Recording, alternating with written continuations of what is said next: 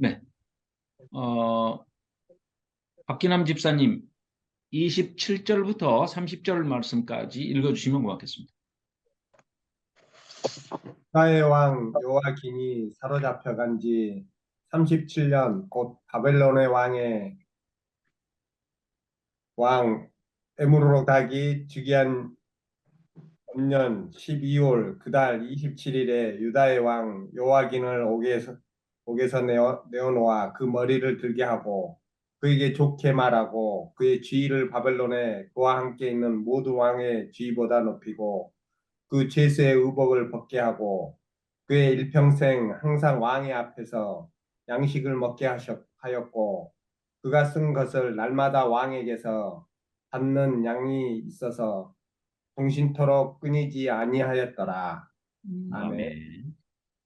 아멘. 지금 화면은 보이나요? 공유 화면 보이나요? 네네. 네네. 다행입니다. 자, 지금 읽으신 말씀이 열왕기서 끝이에요. 그러니까 아까도 말씀드렸지만 사무엘에서 열왕기서 이 네 권의 책, 우리에게는 지금 네 권으로 주어졌지만 이거 한 권의 책으로 지금 히브리인들은 본단 말이죠. 그렇다면 이게 지금 왕국이 이 열왕기 끝이 어떻게 되느냐? 여호야긴이 포로 잡혀갔는데 여호야긴은 누구냐면 여호아스 다음에 여호야김, 여호야긴, 시드기야 하고 끝나요. 남유다의 왕이 마지막 왕이 시드기야입니다. 그러면 그 전에 포로 잡혀갔던 왕이 유다의 왕 중에 맨 마지막에서 두 번째 왕이에요. 여호야긴이. 이 여호야긴이 풀려났다는 걸 지금 얘기하고 있습니다. 열왕기 끝이. 그러니까 열왕기 끝에 여호야긴이 석방이 됐다. 지금 그걸 기록을 하고 있는데 포로 잡혀갔다가 바벨론에서 풀려났단 말이에요. 그래가지고 지금 바벨론 왕하고 같이 밥을 먹게 했다는 거예요. 이제 사람 인간 대접해줬다는 거죠. 왕 대접해줬다는 거죠. 포로로 잡혀간 왕을. 이때가 BC 560년경입니다. 그러면 최소한 이 기록을 쓰려면 그 다음에 몇 년이 시간 지난 다음에 썼겠죠. 그렇죠. 그래서 기록 연대는 되게 이제 처음에 사무엘상, 사무엘하 이런 걸 시작할 때는 이건 다윗이 아니면 쓸 수 없는 얘기인데 이렇게 볼 수도 있어요. 또 유대인들은 사무엘이 쓴 부분도 있다 이렇게 얘기를 합니다. 맞는 얘기죠. 그러나 이거 전체 왜냐하면 다 사무엘도 죽고 다윗도 죽고 계속해서 역사는 흘러가고 그래서 최종적으로 누군가가 편집을 했을 것이다. 그런데 그 편집된 시기가 열왕기 끝. 지금 우리가 방금 읽었던 그 내용을 보니까 아하 남유다가 분열 왕국 중에 남유다가 586년에 망했는데 그때 지금 560년경에 여호야긴을 석방을 해줬다. 그리고 그런 내용이 역사적인 내용이 기록이 돼 있기 때문에 이거는 최소한 550년에서 540년 어간에 쓰였을 것이다. 그리고 어디서 바벨론 포로 잡혀가가지고 그 바벨론에서 최종적으로 포로기에 편집되고 정리가 됐을 것이다. 아니 성경이 편집되다니 하고 거부감을 가지실 분도 어, 있을 수 있죠. 아니면 그런 질문을 해올 수도 있어요. 그럴 때는 여러분께서는 이렇게 말씀을 해주시면 됩니다. 그건 내 얘기가 아니고 성경에 편집됐다고 성경에 기록이 돼 있다. 이렇게 말씀을 하시면 됩니다. 참고로요. 자, 저자와 여러 사람의 저자일 수밖에 없고 기록된 때가 그렇게 될 수밖에 없다는 것을 역대상 29장 29절 역대상으로 갑니다. 역대상은 이제 포로 잡혀온 다음에 이제 쓴 거죠. 열왕기하 방금 읽었잖아요. 그 뒤에 보면 역대기가 바로 나오죠. 역대상이 나오는데 29장 29절. 자, 그러면 26절부터 30절까지를 역대상 29장 26절부터 30절까지를 조민지 청년이 읽어주시기 바랍니다. 그의 아들 다윗이 온 이스라엘의 왕이 되어 이스라엘을 다스린 기간은 40년이라. 헤브론에서 7년간 다스렸고 예루살렘에서 33년을 다스렸더라. 그가 나이 많아 늙도록 부하고 존귀를 누리다가 죽음에 그의 아들 솔로몬이 대신하여 왕이 되니라.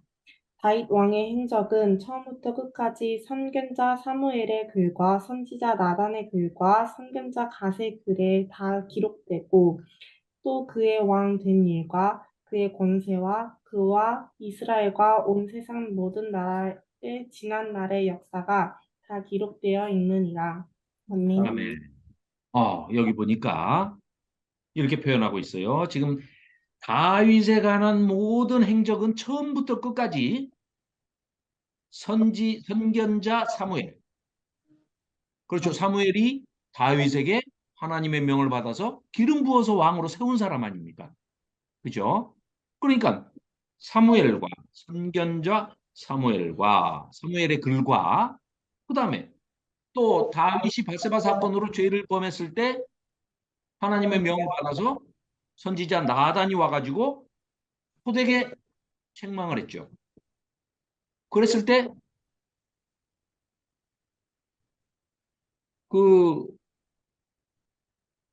호되게 책망을 했을 때 다윗이 그 말씀을 듣고 하나님의 말씀으로 여기고 어 아주 통회하면서 회개를 했던 일이 있죠. 그러니까 선지자 나단의 글, 우리한테는 지금 전해지지 않고 있지만 나단도 어떤 글을 썼다는 거죠. 이걸 기록한 사람이 역대기를 기록한 사람이 그러니까 사무엘서 열왕기서 한참 뒤에 역대기인데 포로 갔다 와가지고 포로 귀환 다 한 다음에 바벨론에서 돌아와가지고 기록을 했을 때만 해도 벌써 이게 선견자 갓의 글, 그 다음에 이 모든 것을 역사가가 기록을 했다는 거예요.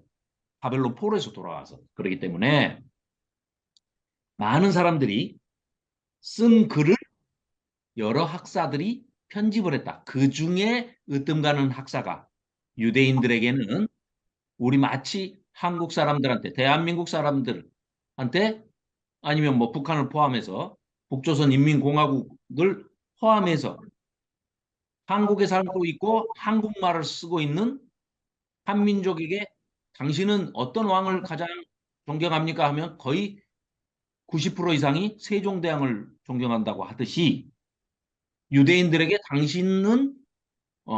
당신네 나라 유대인 중에 가장 뛰어난 학자를 누구라고 생각하시오? 세종대왕처럼 생각하시오? 하면은 90% 이상이 에스라라고 대답을 합니다. 그래서 지금 우리에게 주어진 이 구약이 이런 형태로 우리에게 전해진 것은 포로기 때 약 500년에서 400년 어간의 기원 전 그때 에스라 학사가 여러 명의 신하들, 학자들을 데리고 정리하고 편집하고 심지어는 유대인들이 사용하는 히브리어, 즉 고대 히브리어죠. 고대 히브리어, 성경이 구약이 기록된 고대 히브리어를 문법을 정리한 사람이 바로 에스라다. 유대인들은 전부 그렇게 믿고 있고 정설로 받아들이고 있습니다. 그런데 또 사무엘 하서 8장에 보면 그리고 20장에 보면 그 당시 사관이라는 것은 역사를 기록하는 역사 관리잖아요. 그러니까 왕에게 보여주지 않고 그 선친이 죽고 난 다음에 후대 왕은 볼 수 있어도 어, 선대 왕은 볼 수가 없습니다. 그렇게 역사관이 그 당시 여호사밧이었는데 여호사밧일 가능성이 있다. 자, 그리고요. 자, 다음. 자, 글의 내용은 우리가 이제 내용은 뭐 기록된 거니까 읽어보면 어렵지 않습니다. 구약이 어렵지 않은 이유는 거의 이런 역사서는 그냥 있었던 일에 대해서 담담하게 있었던 일을 이야기하는 형식으로 스토리텔링식으로 그냥 말을 해줍니다. 구술하듯이. 그러니까 어려운 얘기가 또 더더군다나 어떤 거기에 담겨져 있는 아주 심오하고 또 신학적이고 뭐 이런 교리적인 이런 내용들이 그렇게 많지 않아요. 그저 있었던 스토리, 팩트. 그런데 중요한 것은 우리가 그래도 성경을 또 몇 번씩 공부를 했고 다 이렇게 읽으신 분들이기 때문에 그 스토리만 따라가는 그런 성경 읽기가 아니고 그래도 이제 우리가 약간 수준이 그래도 있잖아요. 그래서 여기 계신 분들은 다 이제 수준이 있는데 이 말씀을 전해드리는 제가 지금 이제 열심히 이 오리가 그 백조가 물 밑에서 이렇게 뭐 발짓을 많이 해야 된다면서요. 그래야 좀 위에서는 우아하게 이렇게 떠내려가듯이 제가 아주 열심히 잘 전해드리기 위해서 공부를 하고 있는데 아이고 참 어, 진작 공부할 걸 그랬습니다. 이게 60 넘어서 공부하니까 참 많이 힘든데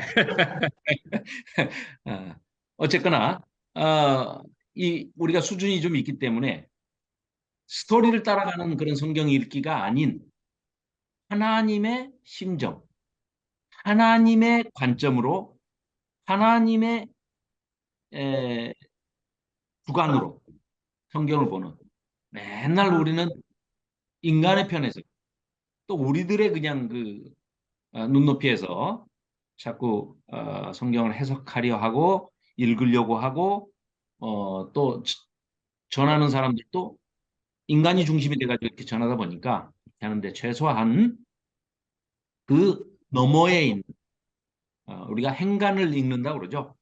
글이 쓰여 있지만 글과 글 사이에 아무것도 없는 백지 같지만 그 글과 글 사이에 있는 행간에 어떤 저자의 의도가 있고 저자는 하나님이시니까 하나님이 어떤 의도로 이렇게 쓰셨는지 이런 내용을 잘 살펴보았으면 해서 그런 쪽으로 저도 이제 PPT를 조금씩 정리해 나가고 있습니다. 자, 그래서 제가 뭐 간단하게 설명을 드리자면 사무엘 하서는 반드시 또 여러분들이 이제 이게 끝나면 사무엘 상, 사무엘 하를 꼭 읽어보시기 바랍니다.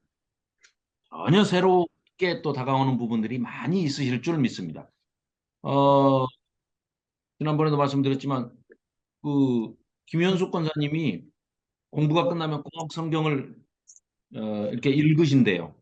그래서 많은 은혜를 받고 짧은 것만. 농담이고요. 이렇게 읽으시려고 하다 보니까 많은 보화들도 캐고 그렇습니다. 그러니까 여기 계시는 분들도 바쁘시겠지만 시간이 허락하시는 만큼 꼭 본문을 읽어보시면 도움이 됩니다. 자, 글의 내용은 사울의 집안을 어떻게 세웠는지, 그러나 이거 한마디는 이제 말씀 나누고 가야 될 것 같아요. 자, 뭐 어떻게 하더라? 그 중지하는 게, 음, 공유 중지. 얼굴 보고 얘기해야지. 자, 사울은 누가 왕으로 세우셨습니까? 너무 뻔한 질문을 드려서 죄송합니다만은. 송은영 집사님 마이크 켜세요. 장로님도 마이크 켜주시기 바랍니다. 조 집사님, 네. 자, 사울도 분명히 하나님이 세우셨어요. 그죠? 다윗도 하나님이 분명히 세우셨습니다. 그것도 사무엘을 통해서, 똑같은 사무엘을 통해서 세우셨습니다. 그런데 사울을 세우실 때 보면 뭐라고 돼 있냐면 그냥 뭐 용모에 대해서 얘기하는 것 같지만 그냥 물 흐르듯이 넘어갈 일이 아니고 어깨 위로 하나가 더 있다고 그러죠. 사울이. 그 당시에 가장 괴롭히던 인물, 족속이 누구죠? 이 가나안에 이제 들어가서 땅을 다 12지파 분배해서 지금 그 이스라엘 백성들이 12지파로 딱 땅을 차지하고 사는데 가장 센 골리앗 족속, 블레셋 족속. 그죠? 최소한 골리앗이 3m. 그랬을 때 다윗도 결코 작은 키가 아닌데 청년인데도 상당히 컸어요. 그런데 인간들이 이스라엘 백성들이 인간왕을 세워달라고 막 하나님께 아우성을 그러니까 사무엘에게 이제 사무엘을 통해서 하나님께 아우성을 치니까 인간 왕을 세워 주시는데 제일 무서운 제일 많이 괴롭히고 있는 블레셋 족속 중에 대표가 골리앗이죠. 골리앗을 상대할 만큼의 큰 사람이 그 당시 생각해 보십시오. 철기 문명도 아직 지금 과도기에 있단 말이에요. 무기도 변변치 않습니다. 무기도 있어봐야 그 족속 다 통틀어봐야 한두 개. 요런 정도예요. 그러니까 일단 기본적으로 골격이 크고 거인이어야 왕 노릇을 할 수 있다. 라고 생각을 하니까 너희들 인간이 그렇게 왕 세워달라 그러니까 야 빼앗는 자야 침탈하는 자야 5번이나 똑같은 단어를 쓰고 있다고 지난주에 말씀을 드렸었죠. 설명을 드렸었죠. 빼앗아가는 자. 그 창세기에서 썼던 단어라고 말씀드렸잖아요. 그랬듯이 사울이 누가 봐도 아니, 수백만이 섞여 있어도 위로 어깨 위로 이게 2m 가까이 키가 전부 170, 80인데 2m 한 2, 30 되는 사람이 딱 있으면은 그 사람만 눈에 띄죠. 그래서 사울을 세운 겁니다. 너희들이 원하는 사람이 이 사람이지 하고 사울을 세운 겁니다. 그 다음에 두 번째로 하나님께서 마음에 흡족하게 생각하시고 합당하게 여기신 다윗을 세웠는데 다윗은 사울처럼 그렇게 거인이 아니었어요. 그렇지만 하나님께서 합당하게 여기신 것은 중심을 보신다. 너희들은 블레셋 족속에 골리앗하고 싸우려면 덩치가 큰 껍데기 외모를 보고 거인을 뽑아서 사울이면 되겠지. 이렇게 고르겠지만 나는 사울처럼 거인이 아니어도 다윗 그냥 보통 사람인 다윗을 나는 고르는데 마음의 중심을 본다. 이렇게 말씀하시잖아요. 그게 그런 뜻입니다.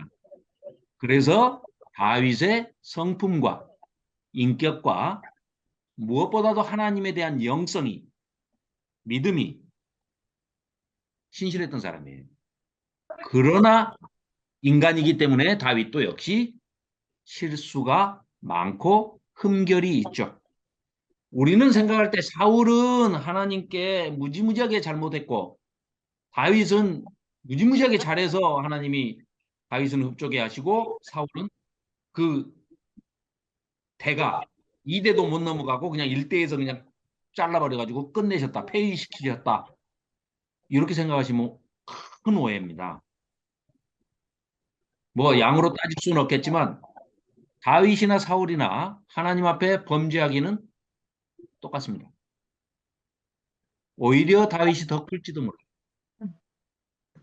그러나 하나님께서는 하나님의 관점에서 보실 때 하나님을 향한 사랑과 또 하나님에 대한 신앙하는 것, 우러러 경배하는, 경외하는 그 마음을 흡족하게 생각을 하시고 합당한 사람이다라고 여기신 거죠.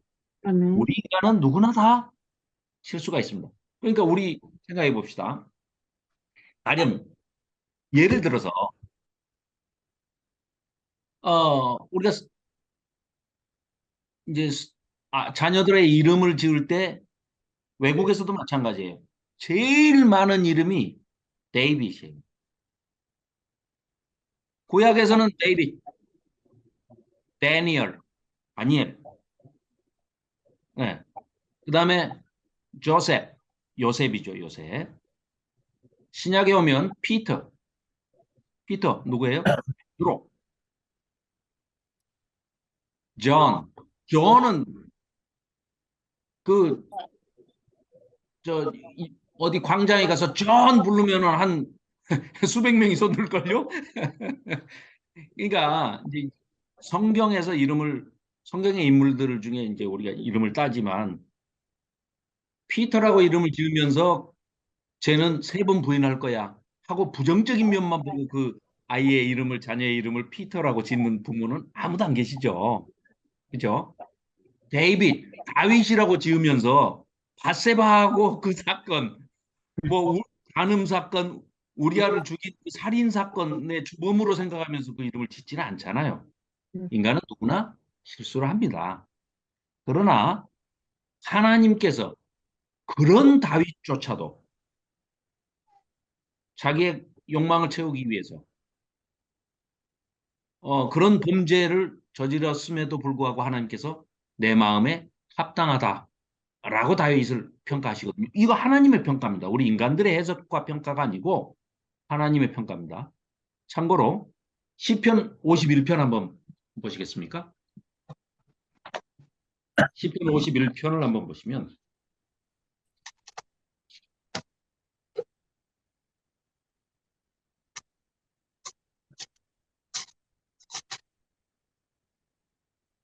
이게 자, 제가 잠깐 좀 말씀을 드리겠습니다. 자, 1절부터 제가 읽어볼게요. 이 위에 저기 부제가 있죠. 부제가 다윗의 시 이렇게 돼 있죠. 그리고 다윗이 밧세바와 동침한 후 선지자 나단이 그에게 왔을 때 다윗에게 와가지고 꾸짖을 때예요. 그때 아주 자복하고 통회하고 회개를 하죠. 그러면서 지은 시가 바로 이 51편입니다. 자, 1절부터 제가 보겠습니다. 하나님이여 주의 인자를 따라 내게 은혜를 베푸시며 주의 많은 긍휼을 따라 내 죄악을 동그라미 해주십시오. 김경희 집사님 거기 소리 좀 줄여주세요. 무슨 소리요? 음소거. 아, 여기요? 네, 울려요. 잘하셨어요. 이 나의 죄, 내 죄악 이게 내가 세보니까 12번인가? 아니 15번인가 나오더라고요. 자, 내 죄악을 지워주소서. 2절 나의 죄악을 맑게 씻으시며 나의 죄를 깨끗이 제하소서. 무릇 나는 내 죄과를 마찬가지죠. 아오니 내 죄가 항상 내 앞에 있나이다. 내가 주께만 범죄하여 주의 목전에 악을 행하여 싸우니 똑같은 얘기죠. 주께서 말씀하실 때 의로우시다 하고 주께서 심판하실 때 순전하시다 하리이다. 내가 죄악 중에서 아예 이제 자기 출생을 죄악 중에 출생했다고 그래. 출생하였으며 어머니가 나를 죄 중에서 잉태하였나이다. 죄 없는 어머니까지 이제 이럴 정도로 통렬하게 회개자복 통회를 합니다. 호소서 주께서는 중심이 진실함을 원하시오니 내게 지혜를 은밀히 가르치시리이다. 우슬초로 나를 정결하게 하소서. 내가 정하리이다. 나의 죄를 씻어주소서. 내가 눈보다 희리이다. 내게 즐겁고 기쁜 소리를 들려주시사 주께서 꺾으신 뼈들도 즐거워하게 하소서. 주의 얼굴을 내 죄에서 돌이키시고 내 모든 죄악을 지워 주소서. 하나님이여 내 속에 정한 마음을 창조하시고 내 안에 정직한 영을 새롭게 하소서. 나를 주 앞에서 쫓아내지 마시며 주의 성령을 내게서 거두지 마소서. 주의 구원의 즐거움을 내게 회복시켜 주시고 자원하는 심령을 주사 나를 붙드소서. 그리하면 내가 범죄자이고 주의 도를 가르치리니 죄인들이 주께 돌아오리이다. 하나님이여 나의 구원의 하나님이여 피 흘린 죄에서 나를 건지소서. 내 혀가 주의 의를 높이 노래하리이다. 자, 이렇게 해서 쭉 물론 길지는 않습니다. 19절까지 있지만 자, 제가 드리고 싶은 말씀은 자신의 그런 씻을 수 없는 죄, 밧세바 사건, 우리아 사건, 이 사건을 시편 51편으로 이렇게 썼다는 얘기는 뭡니까? 자기가 왕임에도 불구하고 자기의 부끄러운 죄가를 그대로 노래로 지어서 부르게 해요. 그럼 누가 불러요? 온 백성이 부릅니다. 온 백성이 자기의 죄를 노래로 자기가 만들어서 보통의 지도자들한테 마음에 안 들면은 국민들이 노래를 만들어서 부르지 지도자가 윤석열이가 지가 지 비방하는 노래를 만들어가지고 부르라고 우리한테 틀어주진 않잖아요. 박정희도 마찬가지고 이승만이도 마찬가지고 전두환이도 마찬가지죠. 죽을 때까지 아니라고 그러고 죽었잖아요. 전두환이는. 광주 시민 안 죽였대요. 나는 봤는데. 80년 5월 달에 봤다고요, 저는. 현장에서 본 사람입니다. 전두환이가 직접 죽이지는 않았어요. 죄송합니다. 말에 오해가 있을 수 있으니까. 시켜서 죽였어요. 그런데 이 다윗은 이 점이 하나님의 마음에 합당하다고 평가를 받을 만큼 이런 사람이었다는 거죠. 자기의 과오를 노래로 만들어서 국민들에게 백성에게 부리. 유대인들의 좋은 점은 이렇습니다. 유대인들이 사관학교가 있어요. 우리 같으면 이제 육군 사관학교 졸업을 하면 장교 임관식을 어디서 하느냐? 마사다 요새에서 합니다. 마사다 요새는 어디냐면요. 예루살렘이 AD 70년에 완전히 멸망해가지고 그때 온 세계로 디아스포라, 스프레이 뿌리듯이 쫙 이스라엘 민족이 다 없어졌잖아요. 다 그냥 온 세상이 흩어졌잖아요. 그 현장에 가서 합니다. 쉽게 얘기하면 1910년 8월 26일인가? 아니다. 9월 26일. 병술국치의 날입니다. 나라 뺏긴 날이에요. 그날이. 근데 우리 잘 기억도 못 하잖아요. 날짜를. 장소도 잘 기억을 못 하고. 그런데 2000년이 지난 다음에도 유대인들은 거기에 가서 자기네 예루살렘이 멸망당하고 로마군 장군 티투스, 나중에 왕이 되는 그 인간한테 마지막에 전부 자결하고 끝납니다. 끝까지 그 성을 지키려 했던 유대 독립군들이 전부 10명이 그 중에 한 명을 뽑아서 한 명이 9명을 죽이고 마지막에 자기가 자살하고 자결로 끝내요. 그렇게 해서 전멸을 당했던 그 장소에서 소위 장교 임관식을 합니다. 그 말은 바꿔 얘기하면 우리나라는 영광스럽고 즐겁고 꼭 기쁘게 기억할 날만 골라가지고 기념일로 삼는데 그 사람들은 반대로 용서는 하되 잊지는 말자. 그래서 기억하고 기념하고 반드시 마음판에 새겨서 2번 다시 그런 일을 당하지 않도록 하자. 이거예요. 우리는 경술국치를 잊어버리잖아요. 가능하면 안 좋은 건 좀 덮어버리자. 이렇게 하는데 이 사람들은 그러니까 방금 이 시편을 통해서도 다윗이 자기의 치부를 그대로 드러내놓고 온 국민이 노래를 불러서 부르게 하고 시편으로 노래하게 하면서 자기가 회개하는 거예요. 마찬가지로 우리가 이제 앞으로 열왕기에 가면은 솔로몬이 우리가 생각했던 것보다 한국 사람들이 생각하듯이 얼마나 솔로몬이 하나님께 패역한 짓을 골라서 했는지가 성경은 지금 그걸 얘기를 하고 있는데 우리가 잘못 해석해서 좋은 점만 이렇게 높이 사서 이렇게 평가를 하다 보면 오해가 될 수도 있습니다. 그러나 아까도 이제 다시 원점으로 돌아가서 아까도 말씀드렸지만 우리가 다윗 하면은 꼭 그런 죄를 지었고 흠결이 있었던 그런 부분만을 염두에 두면서 이름을 짓지는 않잖아요. 마찬가지로 베드로가 3번 부인했을 걸 부인한 그 기억만 가지고 피터라고 자녀 이름을 정하지는 않으니까 다만 하나님의 관점에서 우리가 잊지 않아야 할 것. 그러니까 하나님은 기억하고 기념해라. 그리고 너희들이 써서 딱 붙여라 하는 건 신명기 6장 5절 말씀밖에 없습니다. 그러니까 집에 혹시 다른 성경 구절이 붙어 있으면 그냥 그건 놔두시고 신명기 6장 5절 말씀을 A4 용지 에다가 프린트를 하셔가지고 그걸 딱 붙여놓으시면 그게 하나님께서 반드시 붙여놓으라 하는 말씀입니다. 아니면은 직접 쓰셔도 됩니다. 하나님 사랑, 이웃 사랑. 이렇게 쓰시면 되고요. 자, 뭐 하다가 일로 왔는지 모르겠네. 하나씩 써서 주세요. 네? 하나씩 아, 써서 주시라고.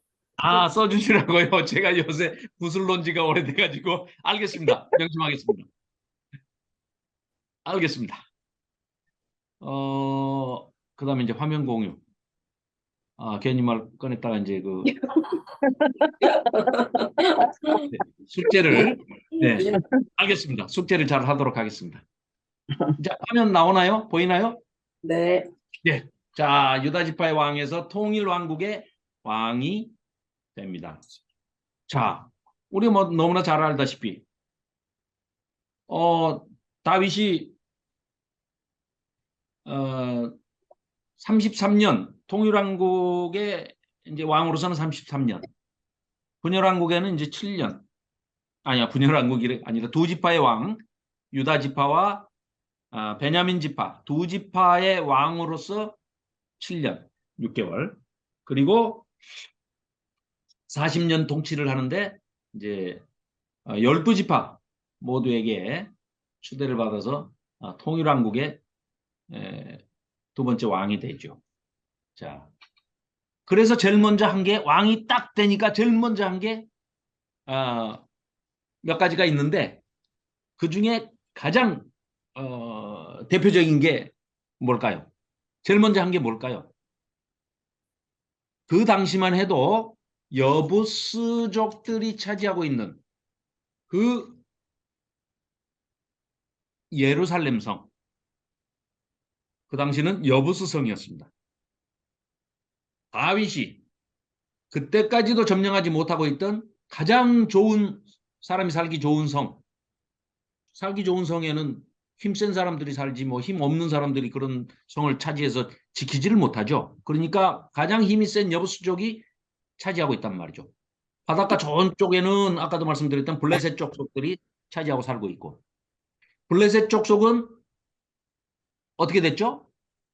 다윗이 골리앗을 때려 없애면서 거인족을 다윗이 총정리를 다 해버립니다.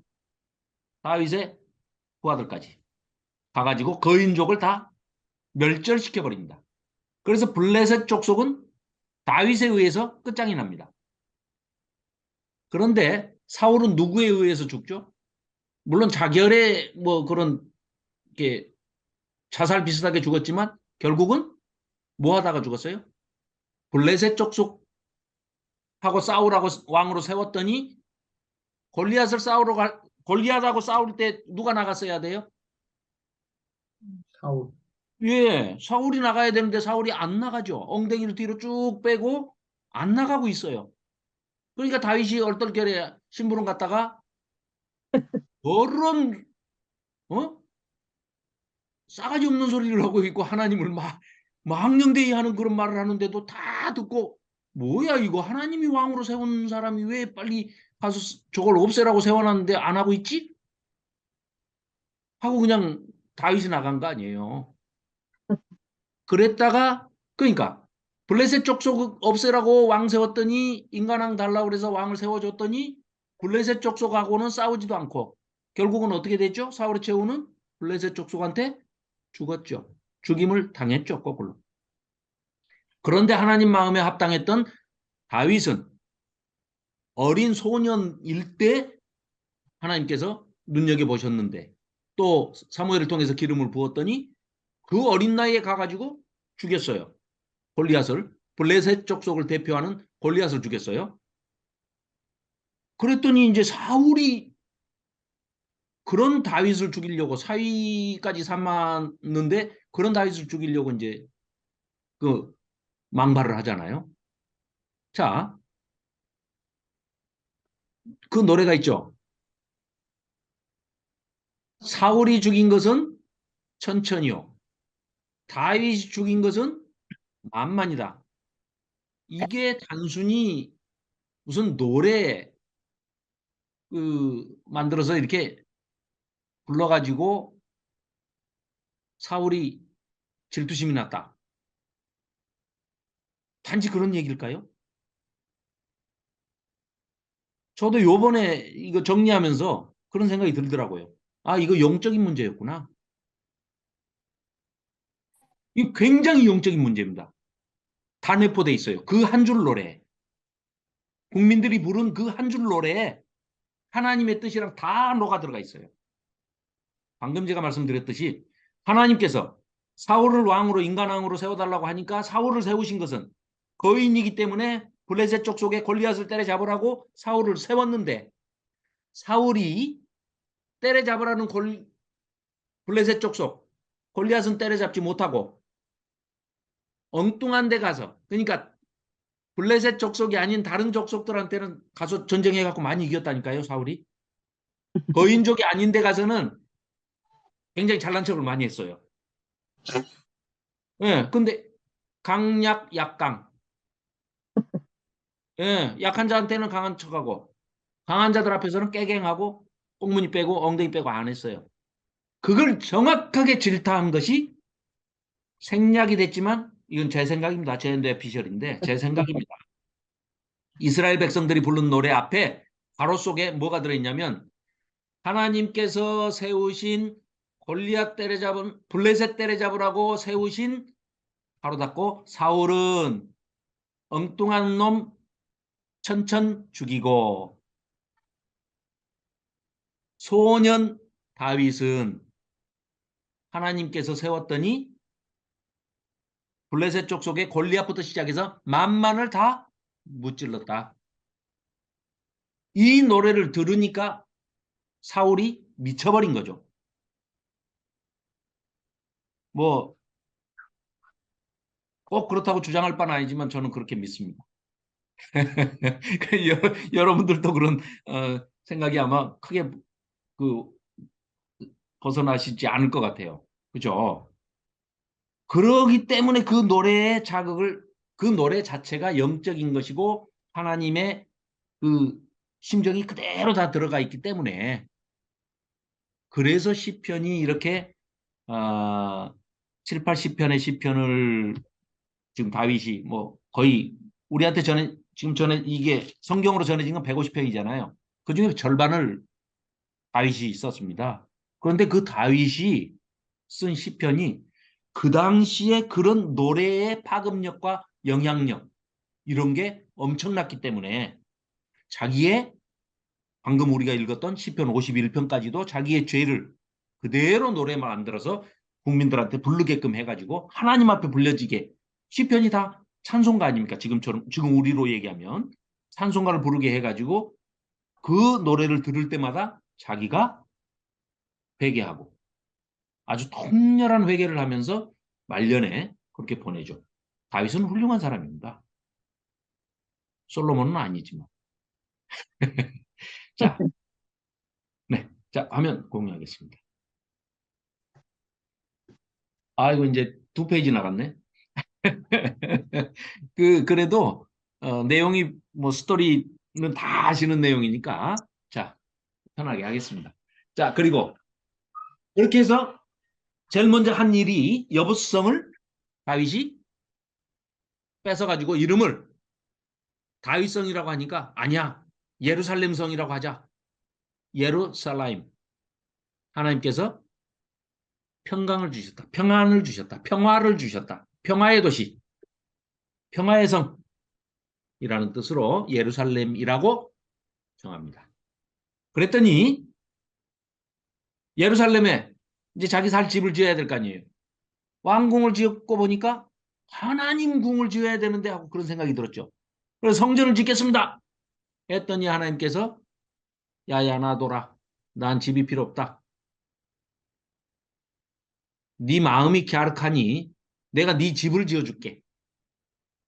그런데 그 집이라는 게 다이내스티, 왕족, 왕가 그것도 집 가짜를 쓰니까 다윗의 집을 지어주겠다. 네가 내 집을 지어? 그래. 너는 하지 말고 네 아들 때에 지을 거야. 하면 1차적으로는 그 하나님의 약속이 성취된 것이 솔로몬을 통해서 성전이 지어졌죠. 그런데 궁극적으로는, 결과적으로는 우리의 구원주 되시는 예수 그리스도를 통해서 어떻게 이루어집니까? 우리 성도 한 사람 한 사람이 하나님의 성령 하나님이 거하시는 성전이 되어서 우리가 교회로 성전으로 각자가 세워져 나가는 그런 일이 누구에 의해서 마지막에 성취가 됩니까? 예수 그리스도. 그 두 가지의 뜻이 다 들어있었던 거죠. 그 당시에 다윗이 알아듣기는 어려웠겠지만 그걸 그래도 기록으로 남겼기 때문에 우리가 이제 사무엘 4편, 7편을 보면 7장을 보면 그런 내용. 자, 한번 읽어볼까요? 이건 너무나 중요한 거기 때문에 자, 사무엘 하 7장을 한번 읽어보십시다. 네. 사무엘 하 7장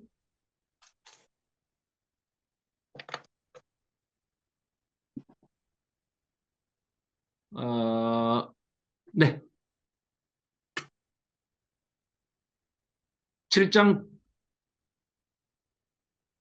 9절부터요. 17절까지를 송은영 집사님 네, 읽어주시면 좋겠습니다. 사무엘 하 7장 9절부터 17절까지. 네. 내가 가는 모든 곳에서 내가 너와 함께 있어 내 모든 원수를 내 앞에서 멸하였은즉 땅에서 위대한 자들의 이름같이 내 이름을 위대하게 만들어 주리라. 내가 또 백성 이스라엘을 위하여 한 곳을 정하여 그를 심고 그를 거주하게 하고 다시 옮기지 못하게 하며 악한 종류로 전과 같이 그들을 해하지 못하게 하여 전에 내가 사사에게 명령하여 내 백성 이스라엘을 다스리던 때와 같지 아니하게 하고 너를 모든 원수에게서 벗어나 편히 쉬게 하리라. 여호와가 또 내게 이르노니 여호와가 너를 위하여 집을 짓고 내 수완이 차서 내 조상들과 함께 누울 때에 내가 내 몸에서 내 씨를 내 뒤에 세워 그의 나라를 견고하게 하리라. 그는 내 이름을 위하여 집을 건축할 것이요 나는 그의 나라 왕위를 영원히 견고하게 하리라. 나는 그에게 아버지가 되고 그는 내게 아들이 되리니 그가 만일 죄를 범하면 내가 사람의 매와 인생의 채찍으로 징계하려니와 내가 내 앞에서 물러나게 한 사울에게서 내 은총을 빼앗은 것처럼 그에게서 빼앗지는 아니하리라. 내 집과 내 나라가 내 앞에서 영원히 보존되고 내 왕위가 영원히 견고하리라 하셨다 하라. 나단이 이 모든 말씀들과 이 모든 계시대로 다윗에게 말하니라. 아멘. 아멘. 보십시오. 14절.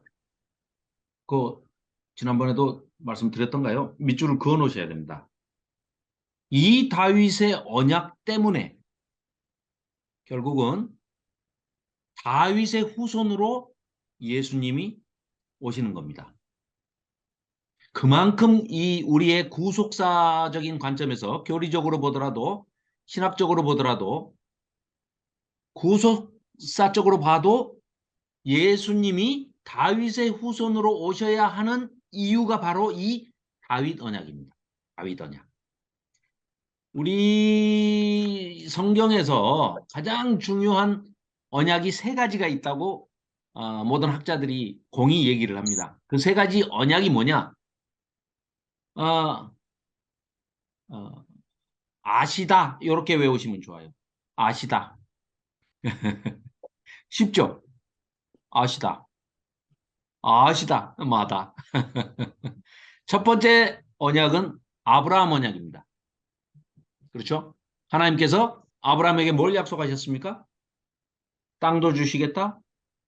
백성을 네 자손이 하늘의 별과 같이 많게 해주시겠다. 이게 뭐라고요? 말씀드렸죠? 하나님 나라. 하나님 백성과 그 백성이 살 땅과 영토와 하나님이 통치하시는 하나님의 주권. 이 세 가지가 있으면 하나님 나라가 이루어지는데 그 믿음의 시조, 조상으로 아브라함을 세우시면서 아브라함에게 친히 약속하셨던 말씀. 그 언약이 첫 번째고요. 두 번째가 시내산에서 모세에게 주셨던 시내산 언약입니다. 이거는 신구약 전체의 뼈대가 되는, 그렇죠? 그 시내산 모세 언약이라고도 하는 시내산 언약이죠. 이 시내산 언약은 뭐예요? 하나님 나라에 사는 하나님 백성들이 그 하나님이 정해주신 약속의 땅에 들어가서 어떻게 거룩하게 살 것이냐 하는 것을 그 공동체에게, 언약 공동체에게 주신 계명이에요. 그래서 모세 언약이라고도 하고 시내산 언약이라고도 하고. 아시다예요. 아시다. 아브라함 언약과 시내산 언약. 그리고 지금 오늘 방금 송은영 집사님이 읽으신 다윗 언약. 사무엘하 7장에 나오는 이 다윗 언약이 중요한 골자가 뭐였어요? 방금 14절. 나는 그에게, 그가 누굽니까? 다윗의 후손들에게 아버지가 된답니다. 하나님이 처음부터 우리에게 내가 네 아버지가 될게, 돼줄게 하고 약속을 해주신 게 아니고 다윗에게 지금 약속을 하시는 거예요. 그러면 우리는 염두에 두는 게 누구시죠? 예수 그리스도. 예수 그리스도로 인해서 우리가 하나님을 아버지라고 부를 수 있게 되잖아요. 그죠? 나는 그에게 아버지가 되고 그는, 다윗의 후손들은 예수님의 이제 제자들은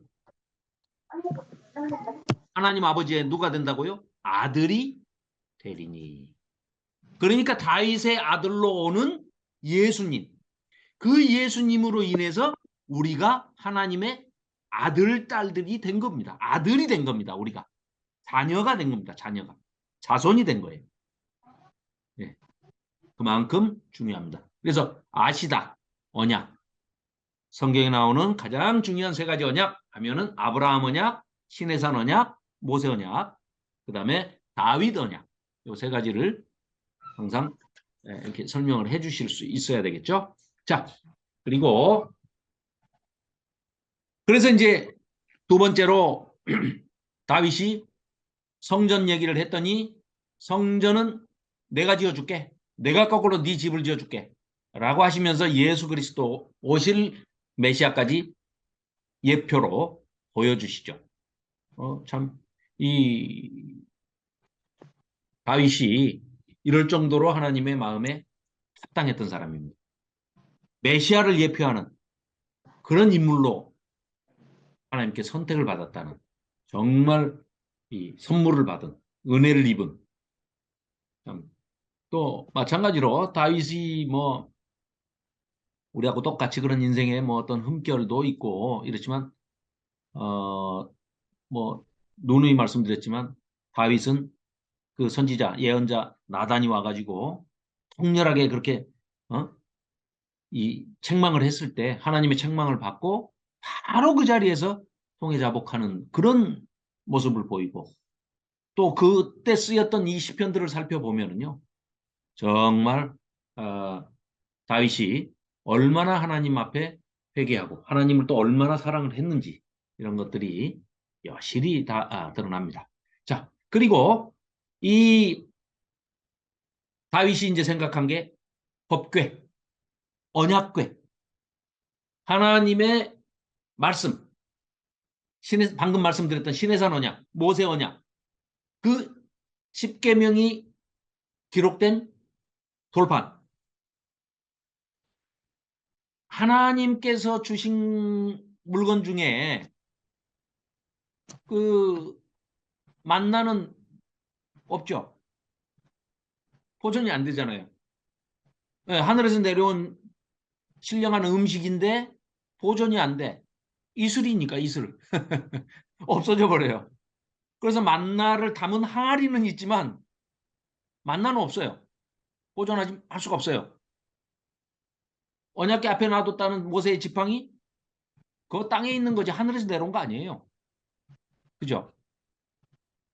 그럼 이제 유일하게 하나님께서, 물론 그 돌은 모세가 가지고 올라간 거예요. 첫 번째 것을 깨뜨리지 않았으면 그야말로 하늘에서 내려온 돌판에 하나님께서 지지지지지 하고 거기다가 글자를 새기신 하늘의 물건이 달에서 온 것도 아니고, 달에서 온 것도 되게 비싸죠. 운석. 그런데 하늘에서 온 것이 유일하게 그 돌판이었을 텐데 그 모세가 바싹 깼고, 네가 깼으니까 네가 갖고 와. 그래가지고 모세가 다시 땅에 있는 이 지구에 있는 돌을 가지고 올라갔더니 하나님께서 지지지직 새겨주셨어요. 그러면 이제 그거는 하나님과 인간의 이제 합작품이란 말이에요. 피조물 가운데 유일하게 공동작품. 하나님과 인간의 공동작품. 근데 없네. 어디 갔어요? 그래서 나온 영화가 법궤를 찾아서 그런 영화입니다. 그런데 법궤는 우리는 이제 그 십계명, 율례와 규례와 법도 뭐 이렇게 얘기할 때 하나님의 법, 그러니까 그냥 법궤, 법을 다 그걸 돌판을 담은 괴짝이다 해가지고 법궤라고 하는데, 이스라엘 사람들은 어떤 의미로 더 부르냐면 발등상이라고 합니다. 발등상. 발등상이 뭐예요?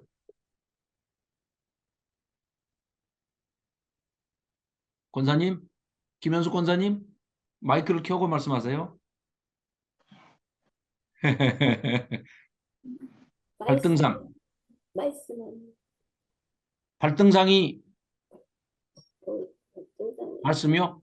예수님 발 그러니까 우리가 이제 법궤를 발등상이라고도 하는데, 발등상이 뭐냐면은 이런 겁니다.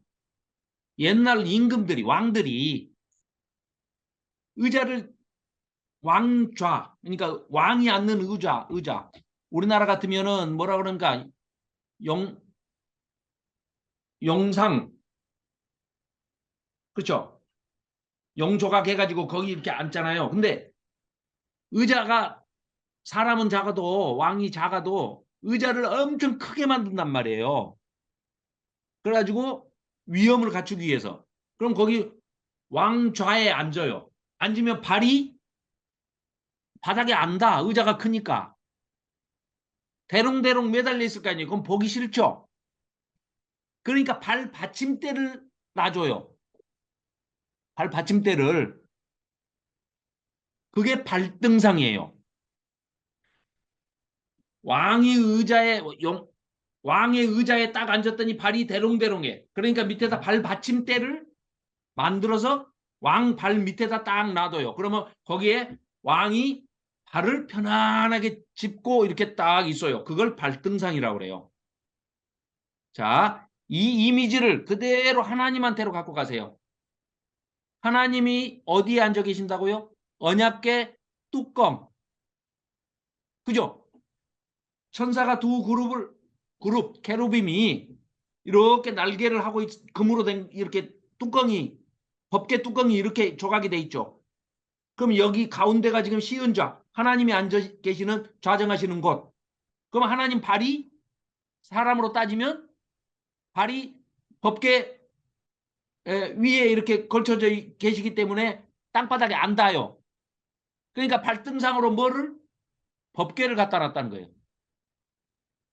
그러니까 법궤를 발로 밟고 계세요. 그럼 뭐예요? 너희들은 내 백성이다. 이 땅은 내 땅이다. 이런 뜻이에요. 그러니까 하나님의 발등상 그러면 뭐예요? 하나님 나라. 그 말입니다. 예. 법궤. 법궤가 하나님의 발등상이에요. 이해가 되시죠? 예. 그럼 그림 없나? 그림을 한번 찾아보겠습니다. 그림이 있을 거예요. 유대인들은 그 개념이, 우리는 법궤 이렇게 얘기하지만 그 사람들은 발등상 이렇게 얘기를 해요. 예. 자. 아이고, 이제 1시간이 지났네. 자, 그래서 그 법궤를 기랏 이아림에 20년 동안이나 방치돼 있던 그 법궤를 다윗이 가지고 오죠. 그러다 이 사람들이 얼마나 성경을 안 읽어봤냐면, 언약궤를 멜 때 어떻게 하라고 그 출애굽기에도 다 이게 나오고 응? 레위기에도 나오고 다 이게 나와 있는 내용을 잊어버렸어. 그러니까 수레에다가 싣고 오다가 웃사가 괜히 죽었잖아요. 이제 그런 사건이 있었죠. 그런데 법궤가 들어오니까 다윗이 얼마나 기분이 좋았던지 덩실덩실 춤을 추었는데 왕으로서 이제 채통머리가 있네 없네 하고 뭐 옷이 흘러내렸네라고 번역이 됐네. 근데 유대인들이 입는 옷은 흘러내릴 수가 없습니다. 예, 이렇게 호지 않은 천에 구멍을 이렇게 뚫어서 목을 걸고 팔 쪽을 터서 팔이 이렇게 나가고 하니까 이게 벗겨지지는 않아요. 그리고 이렇게 가운데 허리띠를 메고 이러기 때문에 이제 너무 기쁜 나머지 그냥 속옷 이렇게 호지 않은 속옷이 이렇게 이제 있지만 춤을 추면 땀이 나가지고 몸에 그게 이제 왕이니까 세마포 옷이겠죠. 세마포라는 건 이제 뭐 실크 그런 거니까 그게 이제 쫙 달라붙어 가지고 하체가 드러났다. 그렇게 돼 있어요.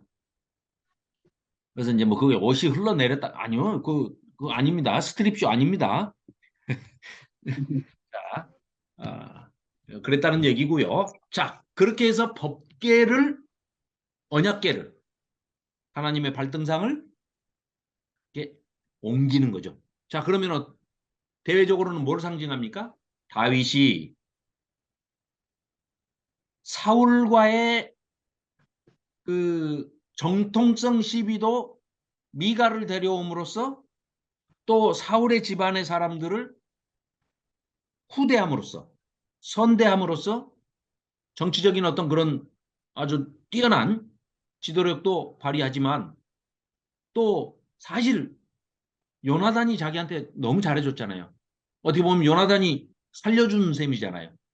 그렇죠? 물론 하나님께서 보호하시겠지만 그런 정도로 이제 그 요나단의 그 도움도 받았고 은혜도 입었기 때문에 또 그리고 성정이 다윗이 성품이 또 온화하고 그 자애한 사람이라 또 그러게 미갈을 첫 번째 부인이라고 또 이제 부인이었다고 챙겨왔는데 미갈과 이제 그 법궤 옮기면서 이제 그런 이제 사건이 있었죠. 그래서 그때부터 아무튼 다윗은 좀 여자 문제가 평탄치는 않았던 사람인 것 같아요.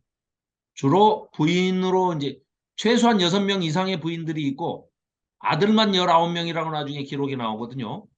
또 딸도 그만큼 많았는데 그렇게 따진다면 다윗은 한참 때 그러니까 30대 이전에 만난 부인들이 다 거의 할머니들이었습니다. 그럼 왜 그렇게 나이 드신 경제력이 있는 할머니들하고 결혼을 해야만 했을까요? 뭐가 필요해서? 식량이 필요해서.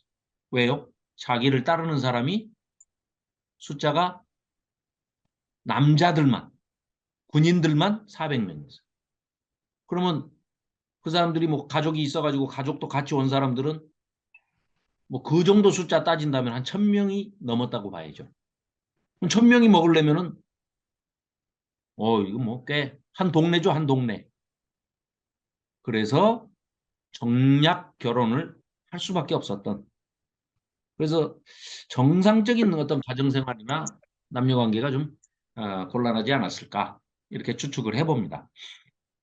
자, 그리고 이제 그런 가운데 다윗 가정에 아주 불행한 일들이 하나 둘씩 일어나기 시작하는데 그게 바로 그 유명한 밧세바 우리아 사건입니다. 그래서 13장 1절에 보면 그 후에 이 일이 있으니라. 다윗의 아들 압살롬에게 하면서 이렇게 시작을 합니다. 그때부터 다윗 집안에 일어나는 아주 불행하고 심상치 않은 사건들이 일어나는데 이 사무엘서의 저자는 뭐라고 쓰고 있습니까? 뭐하고 연결을 지어요? 다윗이 하나님의 마음에 합당한 그런 인물이었어도 결국은 우리아의 아내 밧세바를 범한 그 사건, 십계명을 전부 어긴 그 사건 때문에 이런 불행한 일들이 인과응보적으로 일어난 것이다. 즉 회개하고 통해 자복하니까 하나님께서 그 죄는 용서하셨지만 그 죄에 대한 책임은 반드시 물으신다. 그랬기 때문에 그러한 원치 않은 일들이 사건, 사고, 불행한 일들이 막 일어나도 하나님께서 막지 않으시고 보호해 주지 않으시고 그대로 허용하셨다, 허락하셨다, 방치하셨다, 유기하셨다 라는 뜻으로 그 후에 이러이러한 비극적인 일이 있느니라 하고 사무엘에서 저자는 기록을 하고 있는 겁니다. 예, 뭐 이제 충분히 뭐 다 아시는 내용인데 제가 자꾸 반복해서 말씀드리는 것 같아서 넘어가겠습니다. 자, 그리고 이걸 쓴 목적이 이런 역사를 통해서 다윗이라는 인물을 통해서 하나님의 심정과 또 하나님께서 원하시는 것, 하나님이 기뻐하시는 일들이 어떤 것인지 또 우리는 다윗을 통해서 어떠한 것을 깨달을 수 있는지 이런 것들을 보여주는 겁니다. 자, 가장 중요한 거 오늘 이 책을 기록한 목적에 대해서 4가지 정리를 한 것입니다. 이것은 꼭 좀 기억을 했으면 좋겠습니다. 이게 이제 이런 게 조금 우리가 그냥 어떤 사건이나 사고, 내용, 스토리, 팩트 이런 것만 뒤쫓아가는 게 아니고 이런 것들을 이제 관점으로 좀 보면서 이제 책을 살펴봐야 되겠다, 읽어봐야 되겠다 하는 그런 생각이 듭니다. 자, 그러면 김현숙 권사님께서 1번, 2번 읽어주시면 고맙겠습니다. 사사 시대가 마감되고 왕정 시대가 시작된 배경과 이유를 설명하고자 합니다. 사사 시대의 극심한 무질서는 불가피하게 왕정 제도의 필요성을 촉발했으며 이로써 왕정을 통하여 사사 시대의 혼란과 무법이 종식된다. 2번 비록 이스라엘의 현실적 필요 때문에 왕정이 들어섰지만 그러나 여전히 이스라엘은 하나님을 왕으로 섬기는 언약 백성이었다. 따라서 사무엘서는 신정 안에서의 왕정이라는 절묘한 정치 체제를 통해 이 문제를 해결한다.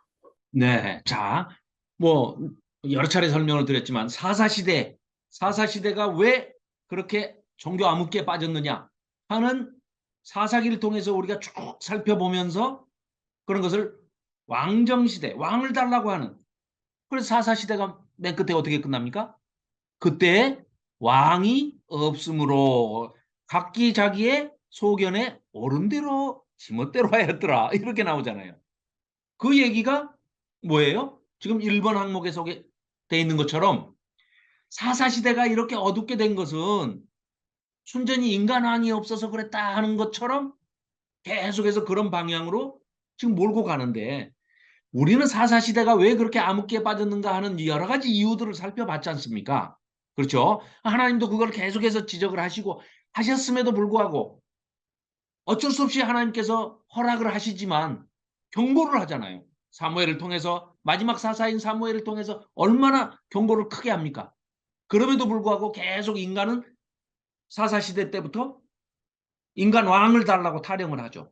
그래서 사사시대가 그 무질서한 것은 왕정제도가 필요합니다라는 것처럼 밑자락을 깐다는 거죠. 그러나 그 왕정을 통해서 사사시대의 어떤 혼란과 무법천지가 마무리되고 좀 좋아지려나 하지만 하나님께서는 인간왕은 너희들 것을 뺏어가는 왕이다. 너희들을 노예 삼는 왕이다. 그건 뭐예요? 하나님이 원하시는 통치체제, 시스템, 즉 자, 사무엘서를 통해서 볼 수 있는 게요. 사무엘이 시글락에 있을 때요. 그 아기스 왕한테 의존해 가지고 있었잖아요.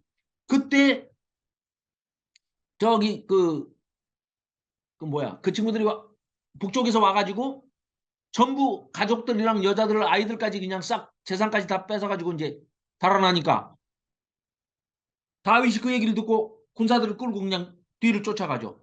그래서 싹 전부 다 찾아와요. 그렇죠? 찾아왔는데 그때 그냥 딱 우리 것만 찾아갖고 왔습니까? 아니죠. 그들이 가지고 있는 엄청난 물자들을 노량물로 전리품으로 싹 뺏어갖고 오죠. 그때 다윗을 보십시오. 그때 지금 왕이 되기 전입니다. 그 패잔병들 400명 전부 뭐 그 사람들 다 파산한 사람들, 땅이 없는 사람, 집 없는 사람, 먹을 것 없는 사람, 카드 돌려막기 하다가 못 막은 사람, 뭐 신불자, 뭐 이런 사람들이란 말이에요. 이 사람들이지만 이들과의 형성된 그 언약 공동체를 다윗이 지도자로서 어떻게 하냐면 싸움에 참전한 사람이나 싸움에 나가지 않은 사람이나 다 똑같이 평등하고 균등하고 공평하게 분배를 해줍니다. 놀라운 얘기입니다. 그 얘기를 보통 강조를 안 하니까 그렇지 어마어마하게 사실은 강조해야 할 대목이 바로 사무엘서에서 그 대목입니다. 그게 하나님이 원하시는 나라고 그게 하나님이 원하시는 정치, 경제, 사회, 문화 모든 면의 시스템이 그렇다는 거예요. 다른 나라들은 비교했을 때 어떤 시스템이라고요? 피라미드 시스템. 맨 꼭대기에 왕이 있고 왕족, 귀족, 신하들, 장군들 그리고 나머지는 전부 95% 이상의 노예들. 평민들은 다 노예입니다. 이들 것을 약육강식의 원리로 전부 노동력을 착취하고 그들의 물자를, 재물을 모든 것을 다 그들의 시간과 땀과 노력과 모든 것을 다 착취합니다. 나중에는 뭐까지 착취해요? 딸까지 다 뺏어가서 자기 아내로 삼거나 노리게 삼아버린단 말이에요. 첩을 삼거나 후궁을 삼고. 이런 체제는 하나님이 원하시는 체제가 아니다.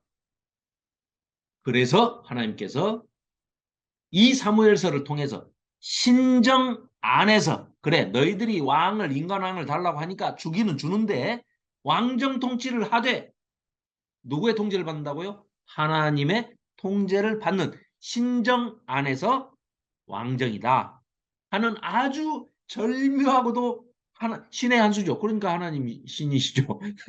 하나님의 한 수. 이런 기가 막힌 정치체제를 통해서 이런 모든 문제들을 해결하는데 왕에게 그래서 세 가지는 금하고 하나는 긍정적으로 권하죠. 네 가지를 줘요. 첫째, 너 말을 많이 두지 마. 말.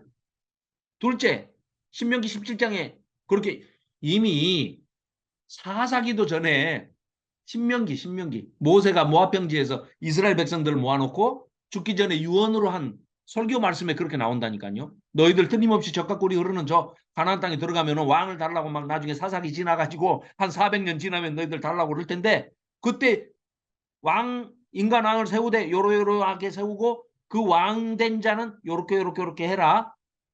그걸 이미 400년 전에 써놓은 기록이에요. 우리 살펴봤지 않습니까? 그죠? 거기에 보면 뭐라고요? 하지 말라는 거 세 가지가 뭡니까? 말이 그냥 말이 아니에요. 그러니까 군마. 전쟁을 하기 위해서 군사력을 지금 같은 뭡니까? 무기 사지 말라는 거예요.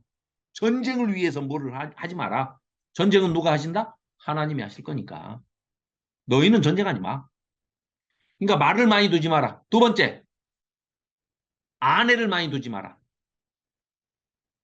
그럼 또 솔로몬이 그러려나? 나는 아내 안 두고 후궁 700, 첩을 300 뒀는데요. 뭐 이러려나? 죄송합니다. 썰렁해서.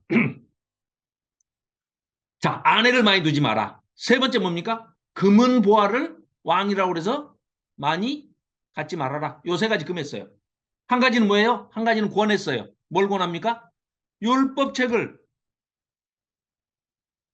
필사해서 복사해서 카피해서 왕 옆에 두고 항상 주야로 그것을 읽고 그 다음에 또 이런 것도 있죠. 선지자를 통해서 항상 견제하고 또 뭔가 빗나가고 잘못돼 가고 있을 때는 괜찮아요. 그럴 때는 그 선지자를 통해서 왕에게 질책하고 책망하고 따끔하게 우리 봤지 않습니까? 선지자 나단이 다윗에게 아주 하나님의 말씀을 따끔하게 질책을 하면서 하나님께 받은 모든 이런 그러니까 결론적으로는 뭐예요? 신정 안에서의 왕정 통치, 인간왕을 세우더라도 그 인간왕도 하나님의 아들이니까 하나님의 백성이니까 순종을 해야죠. 이런 체제였다는 말씀이죠. 자, 그리고 세 번째, 네 번째 조희정 집사님 한번 읽어주시겠습니까? 3. 하나님께서 아브라함과 여호수아에게 약속한 언약적 복이 다윗을 통해 완전히 성취되었음을 보여주고자 합니다. 4. 네. 다윗은 하나님께 큰 사랑과 은혜를 받은 인물이었지만 그 역시 많은 허물과 약점을 노정함으로써 이스라엘의 운명과 미래가 인간 왕정에 있는 것이 아니라 오직 하나님의 언약적 신실함에 있음을 깨닫게 하기 위함이다. 네, 그렇습니다. 이 사무엘서가 기록된 이 네 가지 목적, 이걸 항상 잊지 말고 가지고 계시면 큰 뼈대가 딱 서 있는 거죠. 그리고 나머지는 그냥 거기에 붙어 있는 가지고 그냥 스토리고 줄기일 뿐입니다. 뼈대는 맥은 아주 큰 골조는 이 네 가지. 그렇죠? 그래서 자, 아까도 말씀드렸지만 3대 언약, 성경에서 3대 언약 그러면 세 가지 있다고 그랬죠. 뭐라고요? 아시다마다. 아시다마다. 아브라함 언약, 그 다음에 시내산 언약, 그 다음에 다윗 언약. 이 세 가지인데 첫 번째 언약, 아브라함에게 창세기 12장에서 말씀하셨던 아브라함과 또 여호수아서에서도 봤죠. 가나안 땅 전체를 성전으로 보고 동편에서 이렇게 들어가게 하시는 여호수아를 통해서 그때도 마찬가지로 뭐라고 약속합니까? 땅에 대해서 약속을 하시죠. 내가 너희에게 주고자 주마고 약속했던 그 땅, 그 땅이 전체가 거룩한 처소요, 주의 처소요, 하나님의 성소니라 하고 성경이 말하고 있습니다. 그래서 그 아브라함에게 하셨던 약속, 또 여호수아에게 하셨던 그 언약적인 약속의 복, 젖과 꿀이 흐르는 땅, 하나님의 나라가 이루어질 영토, 그 땅을 드디어 이 다윗을 통해서 완전하게 성취된 것을 보여주기 위해서 이 사무엘서를 기록했다. 이런 얘기입니다. 다윗 때 실제로 가장 크고 완전한 영토를 확보를 하게 됩니다. 그래서 다윗 때 성취가 되는 것이죠. 자, 그래서 그때 그 당시에 고대 중근동에서 가장 절대 강자로서 이스라엘이 다윗의 통일왕국이 어느 누구도 넘보지 못하는 그런 나라가 된 겁니다. 그 뒤로 타락 일변도로 간 것은 누구 때문이라고요? 솔로몬. 솔로몬이 아까 말씀드렸던 신명기 17장에 나왔던 하나님이 하시지 말라는 거 세 가지 다 합니다. 조목조목 어떻게 그렇게 따져가면서 다 하지 말란 것만 골라서 했는지 몰라요. 네, 그거는 이제 다음 주에 제가 열왕기를 하면서 이제 솔로몬한테 혼날 각오로 도표까지 만들어가지고 제가 설명을 드리도록 하겠습니다. 자, 네 번째, 다윗은 아까도 말씀드렸지만 하나님께 큰 사랑과 은혜를 받은 그런 인물이었지만 그 역시 인간입니다. 우리와 똑같은 성정을 가진 인간이고 우리보다 훨씬 하나님을 사랑하는 마음이 더 컸던, 그래서 하나님께서 하나님의 마음에 흡족하고 합당하다 하고 평가를 하실 정도의 그런 인물이었지만 실수를 하죠. 그러나 의도적이고 계획적이고 반복적이고 습관적으로 그런 죄를 짓지는 않았습니다. 다윗은 결코 실수로 그런 하나님 앞에 큰 죄를 범해서 그걸 통회하고 자복하고 회개함으로써 또한 하나님이 그 죄를 용서하시지요. 그러나 그 책임은 죄에 대한 책임은 물으시기 때문에 다윗의 노년은 엄청난 불행과 비극과 아주 그냥 참사에 가까울 정도의 그런 자식이 아버지를 죽이겠다고 칼을 빼들고 쫓아내고 그 아버지의 후궁들 또 어머니급이죠. 어머니 뻘 되는 그 자식이 그런 백주에 그것도 대낮에 그런 불행한 일들이 예언된 대로 그대로 이렇게 이루어지는 그런 비극을 맛봅니다. 그래서 그런 인간왕에 의해서 이스라엘의 운명과 미래가 정해지는 게 아니고 모든 것은 이 역사의 주인 되시는 하나님의 오직 그 하나님의 그런 언약에 대한 신실함, 한 번 말씀하신 것은 반드시 이루시는 그 때와 기간은 우리가 알지 못하나 반드시 우리에게 약속하신 바는 신실하게 하나님에게는 전혀 문제가 없습니다. 우리한테 항상 인간에게 문제가 있지 하나님이 잊어버리시지도 않고 졸지도 주무시지도 않는다라고 시편 기자들은 표현할 정도로 그렇게 노래하고 있을 정도로 하나님은 우리에게서 단 한시도 눈을 떼시지 않으시죠. 왜? 시간과 공간을 초월하셨다는 것은 뭐예요? 시간을 초월하셨다는 얘기는 과거도 하나님에게는 현재고 현재도 현재고 미래도 현재입니다. 과거, 현재, 미래를 인간은 항상 현재밖에 못 보는 눈을 가지고 있지만 하나님께서는 과거도 보시면서 동시에 현재도 보시고 동시에 미래도 보시는 마치 우리가 고속도로를 가는데 차가 어마어마하게 막혀요. 근데 안 보여. 그래가지고 차 속에 있으면서 30분씩 이렇게 발을 동동 구르고 기다리고 있어요. 그러면서 저 앞에서 뭐 사고 났나? 이렇게 생각을 하고 짐작만 하고 있을 뿐이죠. 안 보이니까. 저 앞이라는 건 뭐예요? 시간으로 따지면 5분 정도의 과거. 그걸 못 봐요. 그러니까 그냥 그대로 같이 있어. 차 속에 갇혀 있어. 그런데 그 고속도로가 마치 내 뒤쪽으로는 이렇게 높아 오르막이야. 그래가지고 오르막 정상에 차가 거기 정체돼가지고 차 속에 있는 사람은 내려다보니까 저 앞에 2km 전방이 보이는데 거기 교통사고 났네? 보이죠?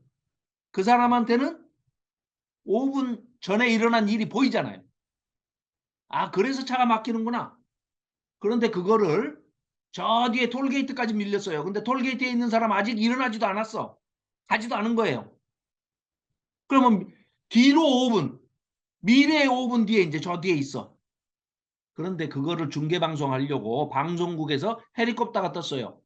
헬리콥터에서 기자가 쫙 카메라를 들고 내려다보니까 저 앞에 사고가 났고 여기 가운데는 꽁꽁 묶여있고 저쪽은 슬슬슬 저 톨게이트 있는 데는 좀 밀리기 시작해. 그러면 이 헬기에서 봤을 때는 물론 시간적으로는 똑같지만 비유하자면 과거, 현재, 미래를 이 헬기 탄 기자는 보고 있는 거죠. 카메라는. 그걸 확대해보자는 거예요. 그러면 하나님은 우리의 1000년 전이나 지금이나 1000년 뒤나 다 시간을 만드신 분이고 시간을 초월하신 분이기 때문에 동시에 보신다는 거죠. 그러니까 과거도 현재 하나님께는 현재도 현재 미래도 현재. 그러니까 하나님은 모든 걸 다 보실 수 있는 거죠. 공간도 마찬가지입니다. 그거 얘기하다가 이제 다음에 말씀드릴게요. 공간은 더 재밌어요. 자, 그렇기 때문에 이제 과거, 현재, 미래 이 모든 것을 하나님은 다 아시고 계시면서도 다 지키십니다. 신실하게 다 지키시는 분이기 때문에 이 사무엘서를 기록하심으로 인해서 우리 인간들에게 하나님이 통치하시는 하나님의 나라를 이루시기 위해서 다윗의 후손으로 메시아 예수 그리스도가 오시는 그 길까지를 한꺼번에 다 보시고 역사를 주관이 아닙니다. 주관이라는 한자는 주로 주된 관리를 하는 사람을 주관 이렇게 얘기해요. 그러니까 왜 무슨 행사 같은 거 하면은 주체가 있고 주관이 있고 그렇죠. 주관은 주로 관리한 대행자예요. 대행자. 근데 하나님은 대행자가 아니시고 주관자가 아니시고 그러니까 어디 가서 이제 기도하실 때 대표 기도를 혹시 하시게 되더라도 역사의 주관자 되시는 그러면 하나님을 심부름꾼 만드시는 거예요. 하나님은 역사의 주인 되시는 분입니다.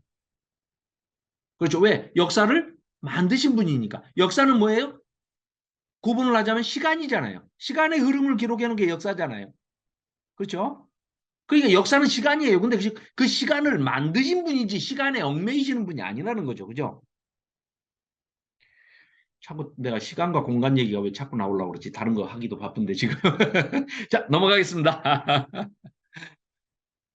자, 이제 요 두 가지면 거의 다 끝나요. 사무엘서가 기록된 배경과 그 당시에 이스라엘 백성과 다윗 전후로 한 그 왕조들이 가지고 있는 역사적인 상황이 어떠했는지 요거는 8가지로 정리를 했습니다. 제가 이거는 꼭 살펴봐야 됩니다. 자, 이건 제가 읽겠습니다. 자, 사무엘서는 이제 물론 사울 왕이 왕으로 세워진 게 1050년이에요. 1050년. 그죠? 사울이 왕이 된 게 1050년입니다.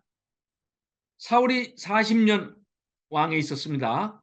40년 왕을 하고 죽어요. 그럼 40년 빼면 얼마입니까? 1010년에 다윗이 왕이 되죠.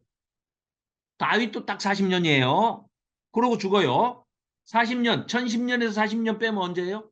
970년. 이거 BC니까, 기원 전이니까. 거꾸로죠, 지금하고. 지금은 더해가는데, 이때는 더하는 게 빼는 거예요. 그죠? 자, 그러면 970년. 누가? 솔로몬이. 솔로몬은 또 몇 년이에요? 솔로몬도 역시 40년. 그러면 솔로몬도 40년이면 언제 죽어요, 솔로몬은? 930년에. 이때 일어난 일이다. 이 얘기를 지금 하고 있는 겁니다. 그런데 우리가 그냥 간과할 일이 아닙니다. 사울도 40년, 다윗도 40년, 솔로몬도 40년. 이 세 사람의 왕을 하나님께서 그대로 보여주시면서 똑같이 40년씩을 허락을 하셨어요. 시간을 똑같이 주셨다는 얘기는 그리고 더더군다나 우리가 아는 40이라는 숫자는 이스라엘 백성들에게는 또 하나님에게는 어떤 우리 인간에게 주시는 어떤 의미의 시간입니까? 고난과 징계와 심판과 처벌의 시간이죠. 광야 40년. 그렇죠? 예수님께서 성령의 인도를 받아서 광야로 사탄의 시험을 받으러 이기로 나가셨죠. 그 날짜도 40일. 그러니까 뭐 쓸데없이 40일 금식기도 그런 거 하면 큰일 납니다. 4시간 금식기도는 하셔도 돼요. 근데 그 40일 이런 거 하면 안 됩니다. 건강에 해롭습니다. 자, 뭐 하다가 이리 왔더라? 자, 기원전 12세기. 그러니까 이 40년 새 왕만 해도 120년이죠. 그죠? 그래서 사무엘서가 엘리 제사장도 나오고 그 다음에 사무엘 나오고 사울, 다윗 이렇게 본다면 그 정도의 시간대를 기록한 책이다. 그리고 이 시기는 아까도 말씀드렸지만 누가 왼수라고요? 블레셋. 블레셋입니다. 블레셋. 그러면은 자음만 해보십시오. 비읍, 리을, 시읒, 시옷. 블레셋. 저쪽을 팔레스타인이라고 부르죠. 비슷하지 않아요?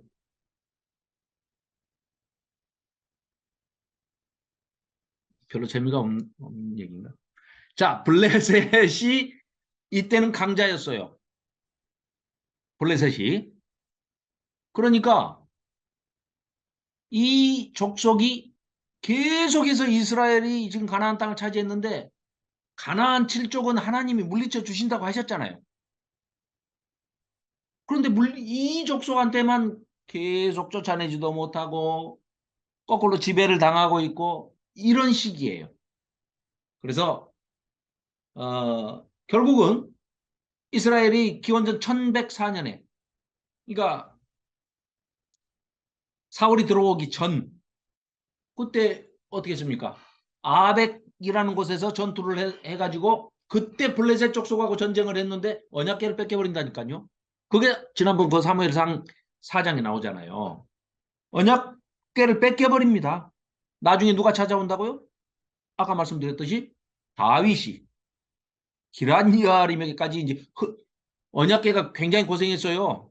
노숙자 돼가지고 언약궤가 세상에 정처 없이 방황하고 이리저리 세상에 하나님의 언약궤가 하나님의 발등상이 그랬다가 다윗이 찾아서 예루살렘에 안치하지요. 자, 그때 이제 엘리의 뒤를 이어서 사무엘이 엘리 제사장이 이제 그렇게 전형을 보이고 그래도 또 모범이 되는 우리 이 사무엘이 사사로 있을 이 동안에 이스라엘을 다스리는데 사무엘 때문에 그 블레셋과의 전쟁에서 이스라엘을 하나님께서 구원해 주셨죠. 그런데 사무엘이 한 게 뭐예요? 사무엘 상 7장에 보세요. 너무 간단한 거예요. 말 잘 들어. 예, 그러니까 구원된 거예요. 볼까요? 제가 사무엘상 7장 2절부터 14절 한번 읽어볼게요. 보십시오. 아주 간단합니다. 자, 7장 2절. 언약궤가 기럇여아림에 들어간 날부터 20년 동안 오래 있은지라 이스라엘 온 족속이 여호와를 사모하니라. 사무엘이 이스라엘 온 족속에게 말하여 이르되 만일 너희가 진심으로 여호와께 돌아오려거든 회개하면 그 말입니다. 이방신들과 아스다롯을 너희 중에서 제발 좀 없애버려라. 지금 당장 썩 했더니 이들이 없앴어요. 그러니까 구원 끝. 이런 간단한 것을 블레셋이 그렇게 지배를 당하고 블레셋한테 혼나고 죽고 죽이고 뺏기고 막 이런 걸 당하다가 사무엘이 뭐예요? 진짜 간단하죠. 지금 너희들이 섬기고 있는 우상숭배 그 배교에 이 나쁜 놈들아 숨겨놓은 거 다 꺼내. 어떤 거? 바알신, 몰렉신, 아스다롯신 이런 모든 신들 다 꺼내. 그래가지고 제거해, 없애버려. 그리고 너희 마음을 자 그거는 겉으로 형식적인 것이고 기표적인 것이고 기의적으로 너희들의 마음속으로는 어떻게 하라고요? 너희 마음을 이방신들이 아니고 우상들이 아니고 우상단지 그런 것들 괴물들 사람이 손으로 만든 그게 아니고 여호와께로 향하여 하나님만을 섬겨라. 그리하면 너희를 블레셋 사람의 손에서 구원하시리라. 끝. 그러니까 구원돼 버렸어요. 간단하죠. 우리도 마찬가지입니다. 너희 마음속에 있는 우상들 여기 계신 분들한테 드린 말씀이 아닙니다. 오해하지 마십시오. 여기 지금 교회들에게 하시는 말씀일 수도 있습니다. 이에 4절입니다. 이에 이스라엘 자손이 바알들과 아스다롯을 제거하고 여호와만 섬기니라. 그랬더니 사무엘이 이르되 온 이스라엘은 미스바로 전부 모여라. 이게 바로 그 유명한 미스바 대성회입니다. 내용은 아주 간단합니다. 하나님께로 돌아가자. 우상 버리자. 10계명 1, 2, 3계명으로 돌아가자. 그 얘기입니다. 하나님 사랑하자. 그 말입니다. 그래서 사무엘이 이르되 미스바로 모여라 했더니 내가 너희를 위하여 여호와께 기도하리라 하매 6절 별표해 놓으십시오. 그들이 미스바에 모여 물을 길어 여호와 앞에 붓고 그날 종일 금식하고 이럴 때는 금식해도 됩니다. 거기에서 이르되 우리가 여호와께 범죄하였나이다. 처음 잘못했다고 그러네요. 회개했습니다. 사무엘이 미스바에서 이스라엘 자손을 다스리니라. 이렇게 해서 사무엘이 하나님께 대표 기도를 하고 이스라엘 백성을 구원해 냅니다. 아주 간단하죠. 우상 버리고 회개하고 하나님께 돌아가자. 이 얘기입니다. 그리고 사울이 기원전 1050년에 이제 왕이 됐죠. 그때 사울과 블레셋 사이에 종종 전투가 벌어졌는데 결국은 뭐예요? 골리앗은 다윗이 물맷돌 하나로 때려서 그냥 지난번에 우리 해골 봤죠? 그거 제가 진짜라고는 안 했습니다. 하도 조작이 심한 사람들이 많아가지고 결국 사울은 블레셋 사람 손에 죽고 마는 거죠. 그렇죠? 자, 그리고 5번째, 사울의 뒤를 이어서 다윗이 1010년에 왕이 됩니다. 다윗은 이스라엘 11지파가 지지하던 사울의 아들 이스보셋과 7년 6개월에 걸친 내전을 치릅니다. 그러나 아브넬, 군대장관 아브넬의 중재로 통일 왕국의 명실공히 12지파의 추대를 받아서 통일 왕국의 왕이 됩니다. 어떻게 보면 하나님께서 마음에 합당하게 보여주신 샘플 왕. 인간들이 아우성쳐서 인간들이 내놓으라고 하는 그 거인 물리칠 수 있는 똑같은 거인 왕 사울. 자, 인간왕 보여주시고 하나님의 왕 보여주십니다. 그리고 거기에 합작품으로 하나님께서 이 세상에 단 한 사람도 가지지 못하는 지혜를 거기에 더해주시고 은총을 부어주신 솔로몬을 왕으로, 그것도 다윗과 한 약속, 아까 말씀드린 그 다윗의 언약, 사무엘하 7장에 나오는 그 언약을 지키시기 위해서 아들을, 세속을, 세습을 처음으로 인정을 하시면서 그 왕조를 네 아들들에서 내가 예수님까지를 염두에 두면서 하나님께서 말씀을 하신 거죠. 그렇게 했으나 그 실패한 모습이 여실히 드러나는 것을 그대로 성경은 우리에게 보여주고 있습니다. 너는 이렇게 해라 저렇게 해라 이런 거 없습니다. 그러면 또 규율이 되고 규범이 돼버리고 율법이 돼버리니까 그냥 모범으로 보여주시는 겁니다. 자, 이런 왕 사울, 이런 왕 다윗, 이런 왕 솔로몬, 이 세 가지의 모델을, 세 사람의 모델을 우리에게 그대로 보여주시면서 똑같이 40년을 시간을 허락하시면서 보여주시는 겁니다. 그랬을 때 다윗을 통해서 그 블레셋 족속을 완전히 헤렘, 멸절시킵니다. 헤렘. 많이 나왔잖아요. 여호수아 때부터 나왔잖아요.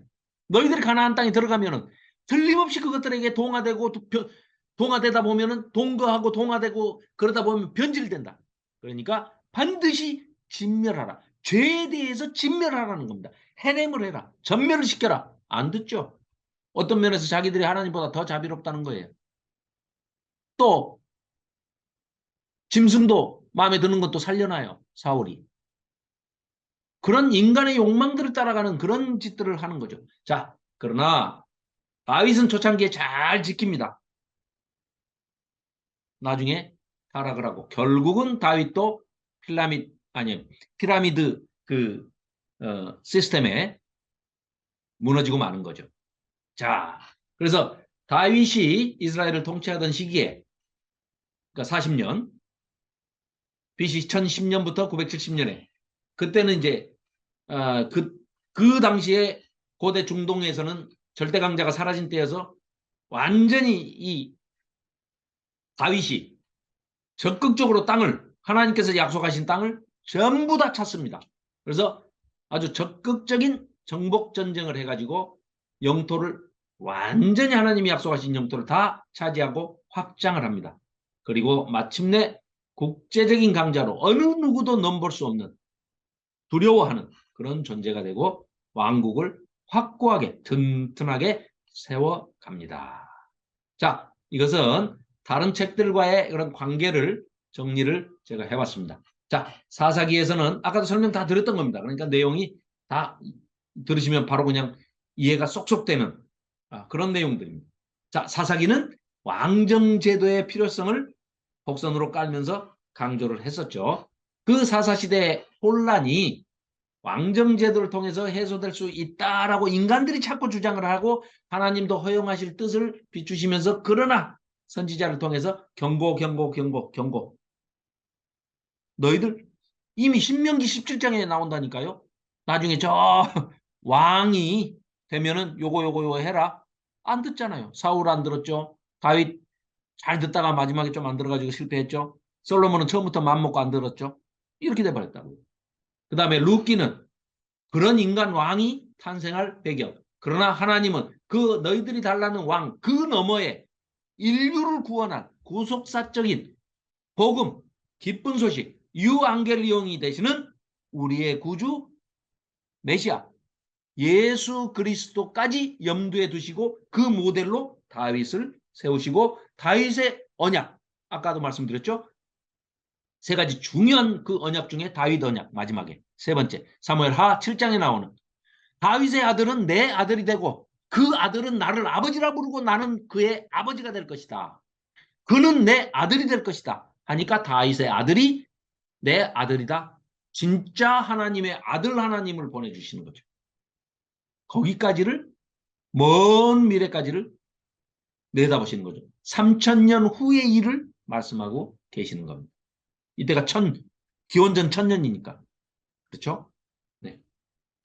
자, 그래서 사무엘서는 그런 맥락에서, 룻기는 그런 맥락에서 본다면 인간왕이 탄생할 배경, 다윗이 올 그 길을 룻과 보아스의 그 희년제도와 그 다음에 기업무름, 고엘제도 이런 것들을 통해서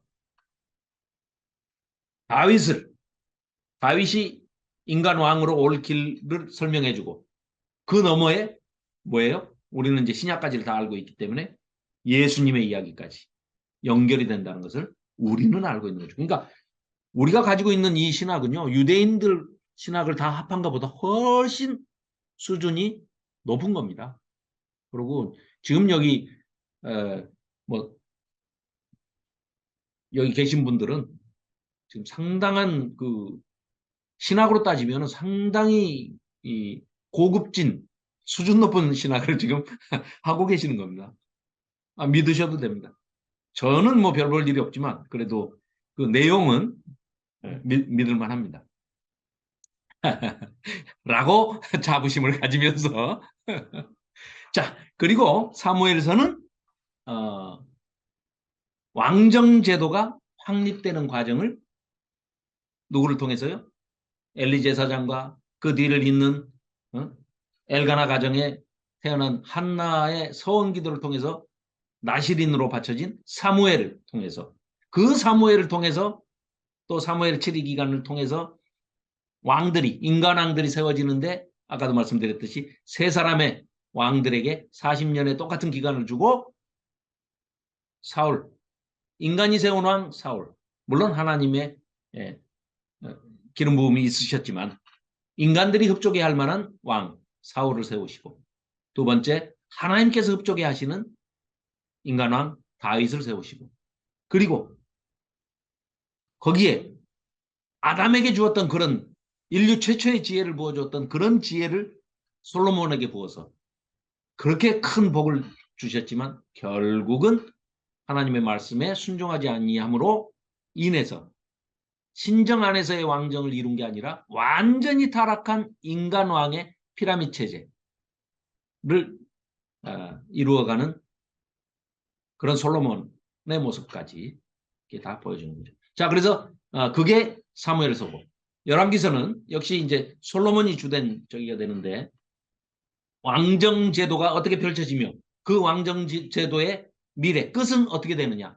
끝은 뭐 말할 것도 없이 이제 우리가 열왕기서 끝에 가면 어떻게 됩니까? 바벨론 포로 잡혀가고 왕정이 끝나버리고 북이스라엘 멸망하고 남유다 멸망하는 걸로 끝이 나는 거죠. 자, 그래서 다윗은 후대 왕들을 평가하는 바로미터가 됩니다. 기준이 되는 거죠. 그러니까 매 왕들을 소개하고 북이스라엘 왕 소개하고 남유다 왕 하나 소개하면은 어떻게 합니까?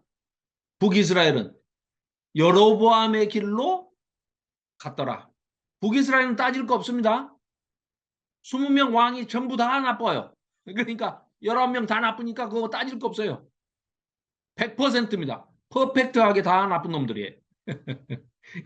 그리고 남유다의 왕들이 어떻게 평가를 받습니까? 다윗의 길로 갔느냐? 안 갔느냐? 다윗의 길로 갔으면 잘했어. 7명은 칭찬합니다. 다윗의 길로 가지 아니하였더라. 빵점.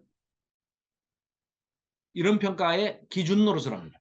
또 왕정제도는 필연적으로 약육강식의 그 시스템을 지배하려고 보니까 피라미드 체제를 지향하게 됩니다. 그래서 사무엘은 지난번에 우리 살펴봤죠. 사무엘상 8장에서 노예가 된다.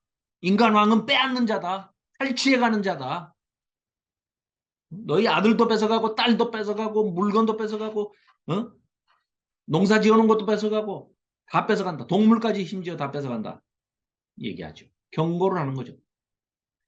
그런데 그게 어떻게 이루어지는지를 보여주는 책이 열왕기라는 거죠. 열왕기는 이스라엘이 어떻게 왕들의 노예가 되는지, 이스라엘 백성들이 그 경고대로 그대로 되는 것을 보여주는 책이 열왕기서다. 사무엘하 7장 우리가 방금 아까 살펴봤던 다윗 언약으로 인해서 이스라엘 왕들이 우상 숭배에 빠지고 배교하고 아까 하지 말라고 한 거 3가지. 말, 아내, 금은보화 요거 다 하지 말라는 건 다 하고 하라는 거 율법서 복사해서 놓고 읽고 지키고 순행해라 이건 안 합니다. 그럼에도 불구하고 하나님께서 누구와의 약속을 누구와의 언약을 다윗 언약을 기억하셔서 어떻게 하신다고요? 그 다윗의 후손들은 단 한 사람도 왕에서 폐위시키지 않아요. 북이스라엘은 굿됐다가 8번이나 일어납니다. 9개의 왕조가 들어서고 20명의 왕이 죽이고 왕되고 죽이고 왕되고 그럼 뭐예요? 하나님께서 기름 부은 사람이 단 한 명도 없어요. 죽이고 왕되고 죽이고 왕되고 운이 좋아서 안 죽으면 아들이 왕되고 이게 북이스라엘입니다. 9개의 왕조가 서서 20명의 왕이 나왔는데 다 구테타가 칼로 구테타를 이룬 게 8번입니다. 오므리 왕조, 시므리 왕조, 오므리 왕조, 아합 왕조, 왕조가 9번이나 일어납니다. 나중에 이제 다음 주에 이제 그건 공부하겠습니다.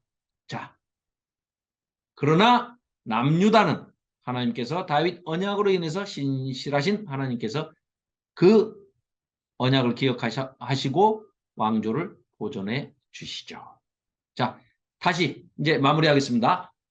사무엘 상서와 사무엘 하서를 도표 하나씩으로 정리를 했습니다.